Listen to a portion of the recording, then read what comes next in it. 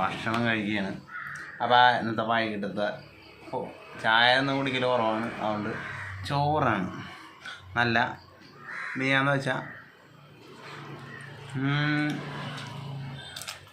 അയിലക്കറി ഉണ്ടായി, അയില വറുത്തുകൊണ്ട് എന്താ അയില വറുത്താണ് സംഭവം.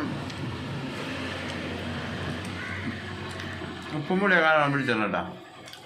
സംഭവം കുഴപ്പമില്ലാതാണ്.